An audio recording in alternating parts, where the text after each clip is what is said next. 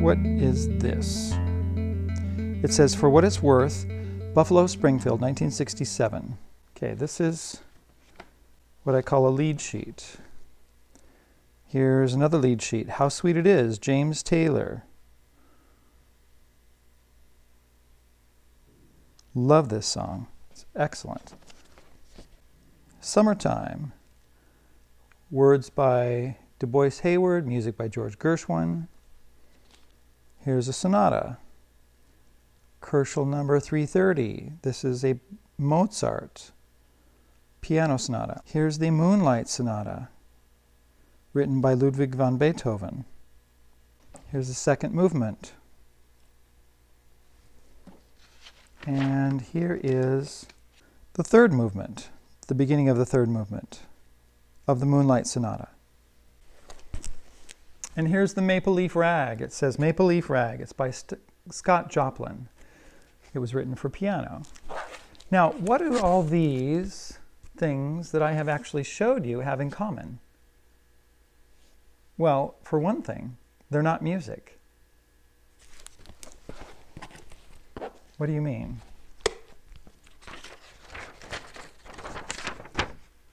I can't hear a dang thing. There's nothing coming off of this page. You know what this is? It's a blank piece of paper. Well, it's not blank. It's a white piece of paper with black ink on it. That's all it is. This is not music. These things on this paper are symbols representing sounds, because music is not something to be looked at. It's not, and that's why I work, that's why I mark on my music, because you don't look at the music. It is something to be heard. It is something to be listened to. And that's the first thing that you need to know about music theory, is that music is something to be listened to. It's not something to be looked at, like a painting. And so as we talk about music theory today, let's talk about the different aspects of music theory. And we're going to look at this right here. This is called the grand staff. And what the grand staff is it consists of 5 lines on top, this middle line, and 5 lines on the bottom. And what this is, it's a way for us to look at music, for us to think about music. These are symbols that we use to show pitch. Now, pitch is something that we use all the time in music, right? We have low sounds and we have high sounds.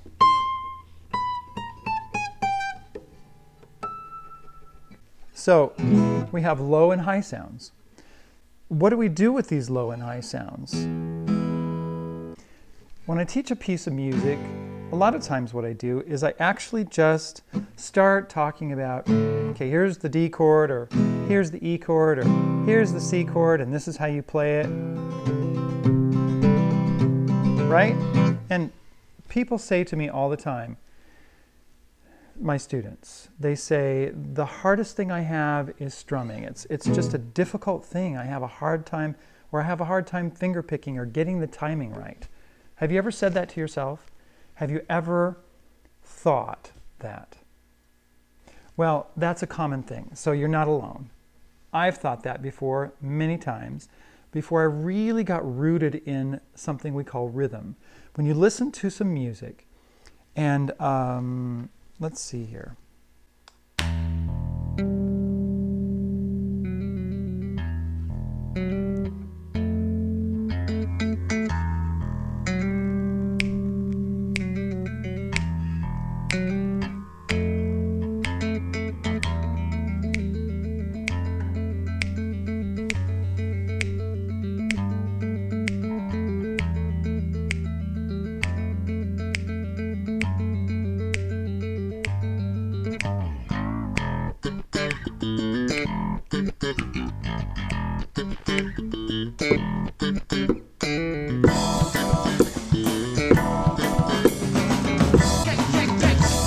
All right, let's stop right there. What I was doing is I was finding the beat, okay? And, you know, a lot of times adults, when they talk to me and say, you know, I don't know what their beat is, or I can't strum that, maybe as children they didn't really spend time finding the beat in music. Maybe they didn't really listen to a piece of music and just, you know, just rock out to it or something, or just dance to it naturally. I don't know. I don't know what the question is there. But you've got to be able to find the beat. You've got to be able to feel the beat. And in that piece of music that we use at the beginning of Theory Thursday, let's start from the beginning one more time.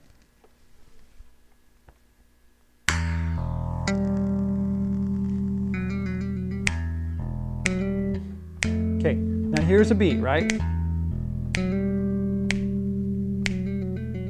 Okay, or how about if I do it twice as fast?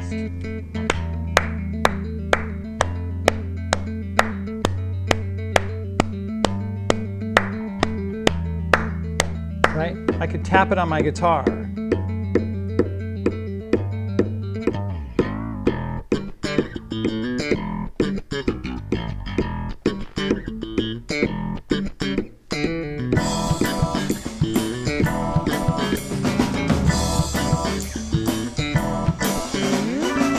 It's important that we find the beat, and this is essential for everything that you do in music.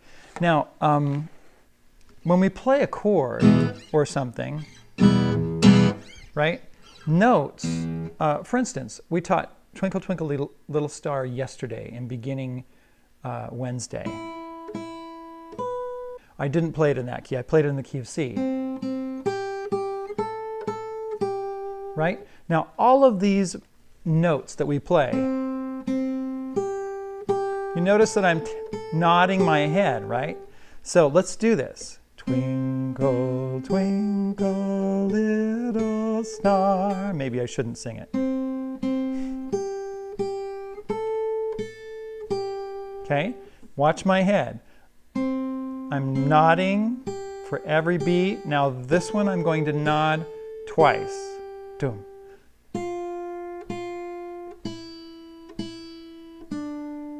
Now I'm going to nod twice again, because that is how many beats that note has, the length of that note. These notes right here have one beat. 1, 2, bum, bum, bum, bum, bum, bum. 1, 2. You need to become completely aware of beats in music, of rhythm in music, of note duration, okay? You need to really think about whatever music that you're listening to, that you're working on, that you're playing. You've got to think about those things. And another thing happens, you know, when we play,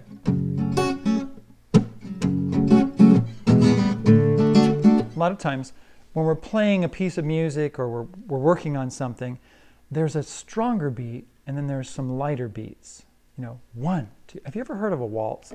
1, 2, 3. 1, 2, 3. You know this one? You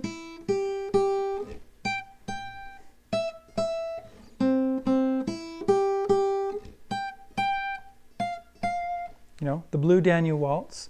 Well, this one, it starts out like this. 1, 2, 3, 1. 2, 3, 1, 2, 3, 1, 2, 3, 1, 2, 3, 1, 2, 3, 1, 2, 3, 1, 2. Right? Maybe you've heard that before. Well, that 1, 1, 2, 3, 1, 2, 3, 1, 2, 3, 1, 2.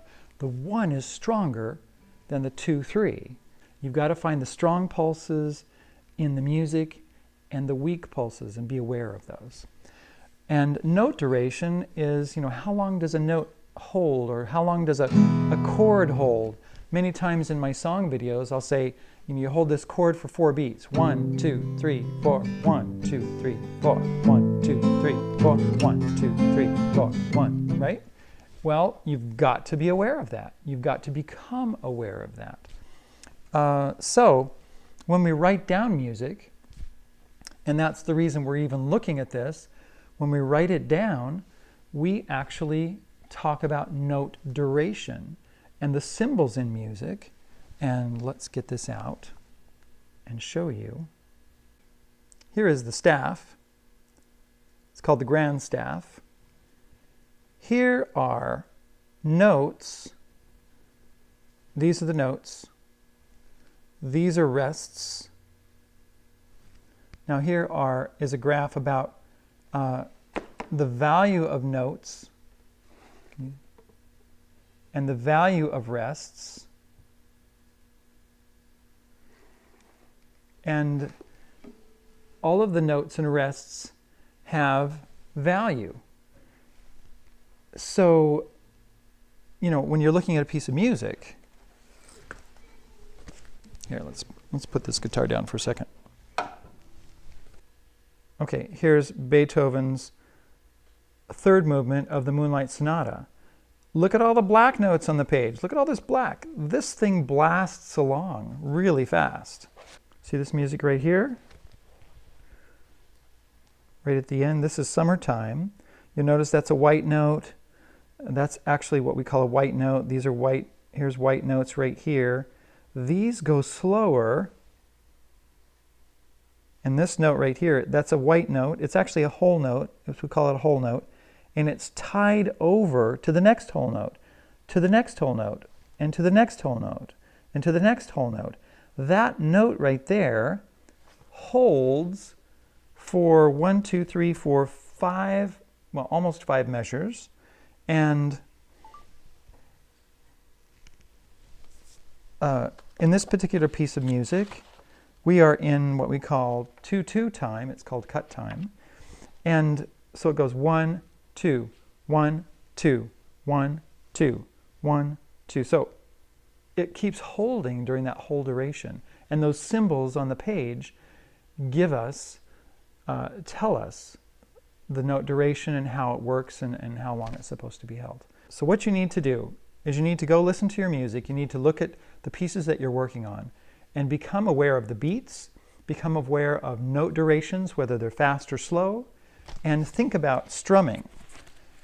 Sometimes when we are working on a piece of music, I don't know, one thing I used to do when I was a kid is I was used to do something like this.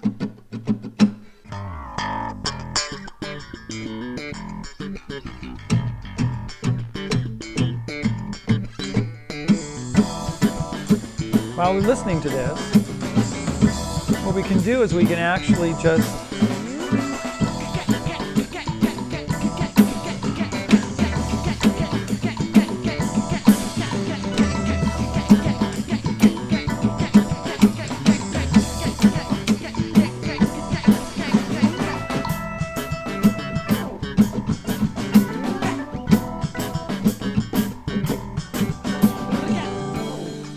So what I'm doing here is I'm actually just finding the beat in that piece of music. What's interesting about that music is that, that's by Eric Blood and Suspended Groove.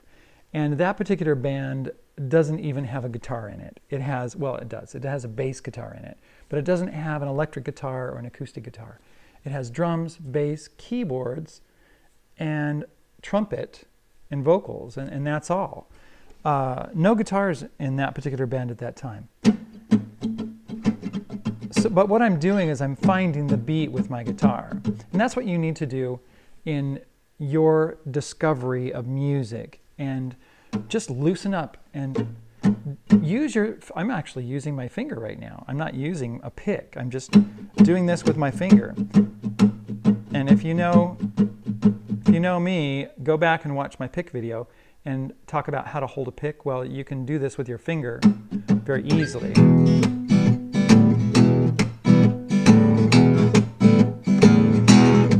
I don't always grab a pick because my finger works great. Okay, that's all we're going to do today. That's all we're going to talk about as far as music theory. Very important concepts. We are going to build on these concepts every week. We will build specifically in this on this day, on Theory Thursday, the concepts of music, and we'll go step by step. So thank you very much for coming. Happy Thanksgiving to all of you. Appreciate you. I'm thankful for you, especially those people over at Patreon. Don't forget to check us out tomorrow, Fun Friday, Song Saturday coming up, and Sacred Sunday. We'll have something special for you for the start of the Christmas season. Thank you. We'll talk to you later. Yeah.